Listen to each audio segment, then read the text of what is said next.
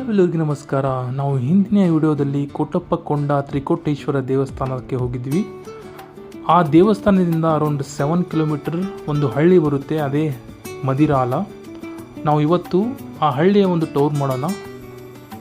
ಅಲ್ಲಿ ನಮ್ಮ ಫ್ರೆಂಡ್ ಇರ್ತಾನೆ, ಸೊ ನಾವು ಅವ್ರ ಮನೆಯಲ್ಲಿ ಒಂದು ದಿನ ಸ್ಟೇ ಮಾಡಿದ್ವಿ ಮತ್ತು ಹಳ್ಳಿ ನೋಡ್ಕೊಂಡು ಬಂದ್ವಿ.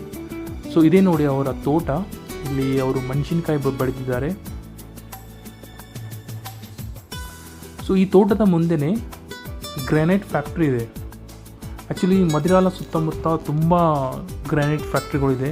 ಇಲ್ಲಿ ಕಲ್ಲುಗಳು ಜಾಸ್ತಿ ಇರೋದರಿಂದ ಇಲ್ಲಿ ಗ್ರಾನೈಟ್ ಫ್ಯಾಕ್ಟ್ರಿಗಳು ತುಂಬ ಇದೆ. ಸೊ ನೋಡ್ಬೋದು, ಈ ತೋಟದ ಪಕ್ಕನೇ ಗ್ರಾನೈಟ್ ಫ್ಯಾಕ್ಟ್ರಿ. ಸೊ ಇನ್ನೊಂದು 2 ಎಕರೆ ಹೊಲ ಇದೆ ಅವ್ರದ್ದು, ಆದರೆ ಅವರು ಏನೂ ಹಾಕಿಲ್ಲ ಅಲ್ಲಿ. ಸೊ ಇಲ್ಲಿ ನೋಡಿ ನೀವು, ಗ್ರಾನೈಟ್ಗಳು ಕಟ್ ಮಾಡಿ ಪಾಲಿಷ್ ಮಾಡ್ತಾ ಇದ್ದಾರೆ. ಇವರಿಬ್ಬರು ನನ್ನ ಫ್ರೆಂಡು.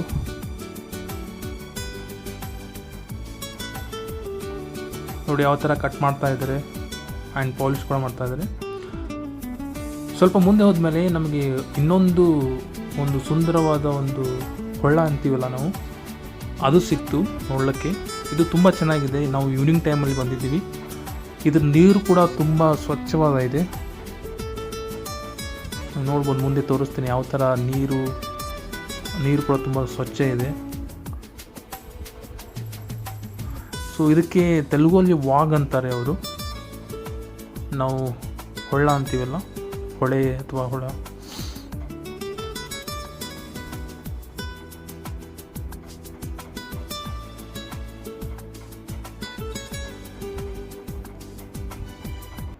ಇದು ನೀರು ಬರೋದು ಕೃಷ್ಣಾ ನದಿಯಿಂದ. ಸೊ ಅಲ್ಲಿ ಆಣೆಕಟ್ಟು ಮಾಡಿದ್ದಾರೆ, ಅಲ್ಲಿಂದ ಇದು ಬ್ಯಾಕ್ ವಾಟರ್ ಬಿಡ್ತಾರೆ ಈ ಹಳ್ಳಿಗೆ. ಸೊ ನೋಡಿ ಯಾವ ಥರ ತಿಳಿ ನೀರಿದೆ ಫುಲ್ಲು. ಒಂದು ಸಂಜೆಯ ಒಂದು ವಾತಾವರಣ, ಸೂರ್ಯನು ಮುಳುಗ್ತಾ ಇದ್ದಾನೆ. ಸೊ ತುಂಬ ಸುಂದರವಾದ ನೋಟ ಇತ್ತು ಅವತ್ತು.